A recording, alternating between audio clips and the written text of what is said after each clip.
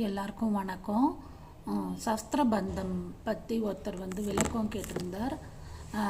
நான் கூகுளில் தேடி கண்டுபிடிச்சதில் எனக்கு இந்த மாதிரி கிடச்சிது.